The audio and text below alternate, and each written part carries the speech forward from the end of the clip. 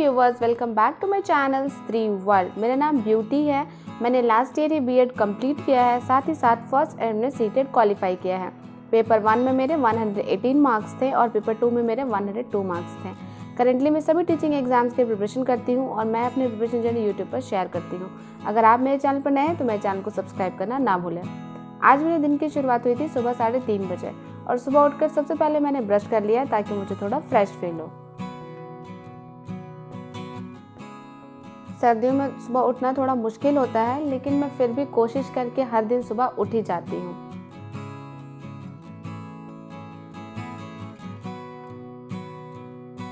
इसके बाद मैं गर्म पानी कर रही हूँ और सर्दियों में गर्म पानी पीने से बहुत सुकून मिलता है।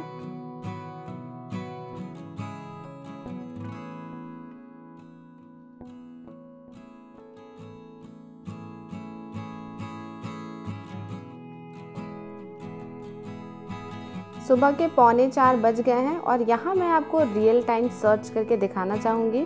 तो देखिए, गूगल भी कह रहा है कि सुबह के 3:45 बज गए हैं। इसके बाद मैं अपना टाइमर ऑन कर दूंगी और टाइमर ऑन करने के बाद सीधे पढ़ाई में लग जाऊंगी। यहाँ पर मैं पढ़ रही हूँ हिमांशी मैम की बुक से MCQs। ये हिमांशी मैम की 4000 MCQs वाली बुक है। इसमें टोटल 400 MCQs दिए हुए हैं और जो कि 18 चैप्टर्स में डिवाइडेड हैं। अगर आपने मेरी प्रीवियस वीडियोस देखी होगी तो आपको पता होगा कि इस बुक को मैंने पढ़ के कंप्लीट कर दिया है। सारे 18 चैप्टर्स को मैंने लगभग 2 से 3 बार पढ़ लिया है। अब मैं इसे फिर से पढ़ना शुरू कर रही हूँ क्योंकि बीच में मैंने इसे पढ़ना बिल्कुल ही छोड़ दिया था और अगर मैं इसका अब रिवीजन नहीं करूँगी तो हो सकता है कि मैं बहुत कुछ भूल भी जाऊँ।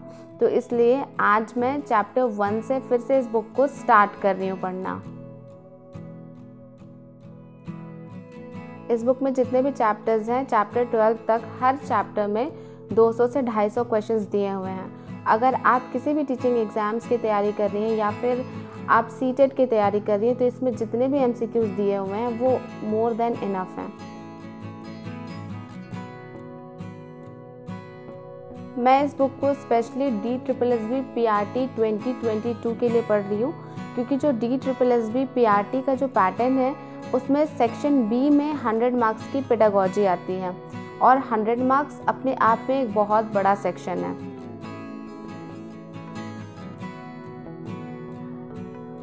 पेडागॉजी पढ़ने के बाद अब मैं यहाँ पर साइंस पढ़ रही हूँ। साइंस में मैं क्लास 8 की साइंस बुक पढ़ रही हूँ और आज मैं उसका chapter synthetic fibre and plastics पढ़ रही हूँ। क्लास 6 और 7 की साइंस बुक मैंने पहले ही पढ़ ली है।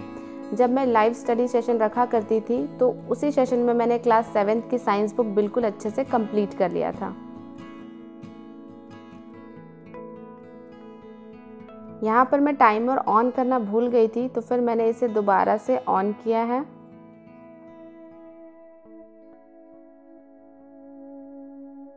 सुबह के 1 घंटे तो मैंने रजाई से बाहर ही बैठकर पढ़ाई करी थी, लेकिन 1 घंटे के बाद मेरे पैर बिल्कुल ठंडे हो गए थे। इसलिए बाद में मैं रजाई के अंदर आ गई और रजाई के अंदर आकर आराम से बैठकर मैंने 1 घंटे साइंस पढ़ा है।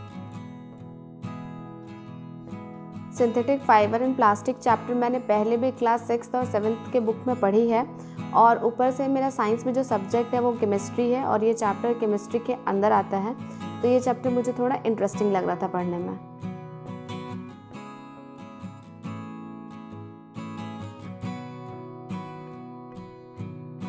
अब मैं अपना टाइमर ऑफ कर रही हूँ क्योंकि मुझे थोड़ी प्यास लगी थी। तो जब भी मैं ऐसा करती हूँ, मुझे पानी पीना होता है या फिर मुझे वॉशरूम जाना होता है, तब मैं अपना टाइमर ऑफ कर देती हूँ और इससे मुझे रियल टाइम स्टडी का पता चल पाता है कि मैंने एक्चुअली एक दिन में कितने घंटे की पढ़ाई की है।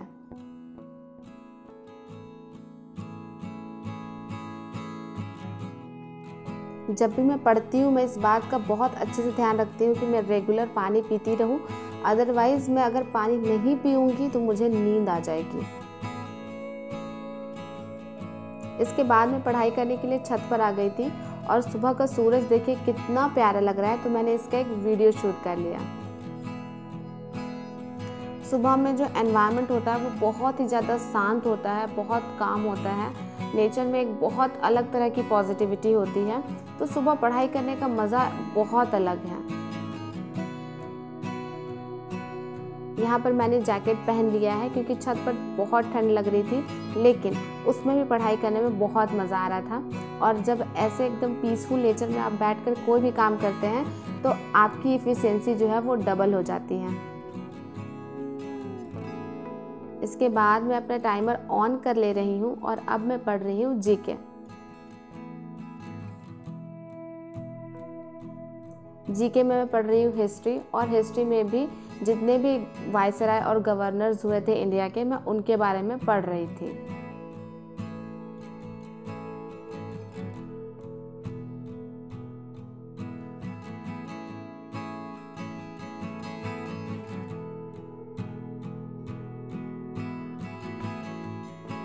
मैं बहुत देर से बैठकर पढ़ाई कर रही थी और सुबह मौसम इतना प्यारा था कि मुझे वॉक करके पढ़ने में बहुत मज़ा आ रहा था।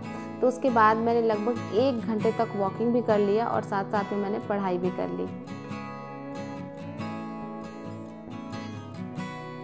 लेकिन हाँ, मेरा जो फोकस था वो मेरी पढ़ाई पर था, मेरी वॉक पर नहीं था। तो मैं बहुत स्लो वॉक कर रही थी और एकदम प्रकृति का मज़ा लेते हुए आनंद में पढ़ रही थी।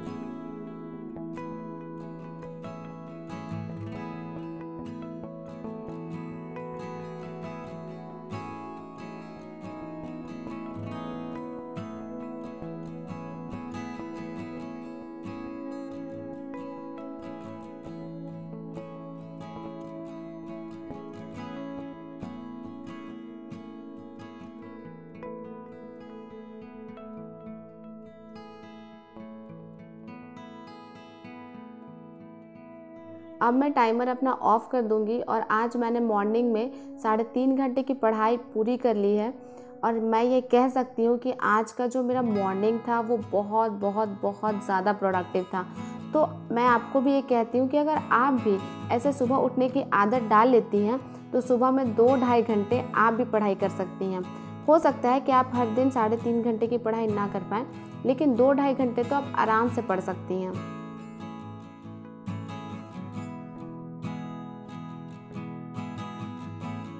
और अब टाइम हो गया सुबह की चाय का, और सुबह की चाय की वैल्यू केवल वही स्टूडेंट समझ पाएंगे जो सुबह उठकर पढ़ाई करते हैं। जब मैं सुबह उठकर 3 से 3.5 घंटे की पढ़ाई कर लेती हूँ तब मुझे चाय पीने में डबल मज़ा आता है, क्योंकि मेरे अंदर एक सेटिस्फैक्शन होता है कि मैंने आज का अपना टारगेट हाफ कंप्लीट कर लिया है और उसके बाद ऊपर से मुझे चाय मिल जाती है। तो ये दोनों कॉम्बिनेशन बहुत ही प्यारा है। मुझे नहीं पता कि बाकी सबके साथ ऐसा होता होगा या नहीं। अगर आप भी सुबह उठकर पढ़ाई करने के बाद चाय पीना पसंद करते हैं तो मुझे कमेंट करके ज़रूर बताइएगा। यहाँ पर मैं और मेरी बहन हम दोनों अपना चाय बिस्किट वाला नाश्ता कर रहे हैं। आज नाश्ता मेरी बहन को बनाना है और झाड़ू पोछा का काम मुझे मिला है। तो ऐसे हम दोनों क्या करते हैं कि काम डिवाइड करके काम कर लेते हैं। आज मैं आपको एक बहुत ही इम्पॉर्टेंट बात समझाने वाली हूँ, और ये बात समझने के बाद ना आपका ध्यान कभी भी अपने लक्ष्य की तरफ से भटकेगा नहीं।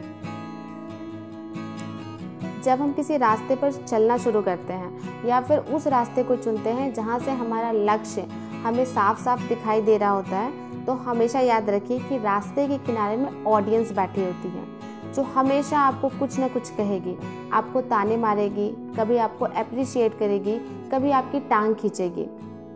ठीक उसी तरह जब कोई बैट्समैन क्रिकेट खेलता है और छक्के मारता है तो ऑडियंस उसे अप्रिशिएट करती है, उसकी तारीफ करती है और चिल्लाती है वहाँ से कि और छक्के मारो।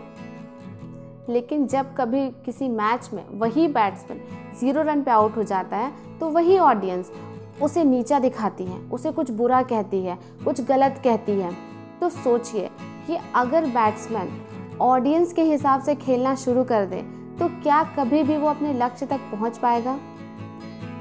अगर बैट्समैन ये सोचने लग जाए कि ऑडियंस ने अभी मेरी तारीफ की है, मैंने छक्का मारा है, तो चलो अगली बॉल पर फिर छक्का मारता हूँ, तो सोचिए उसका क्या होगा, मे बी वो आउट हो जाए।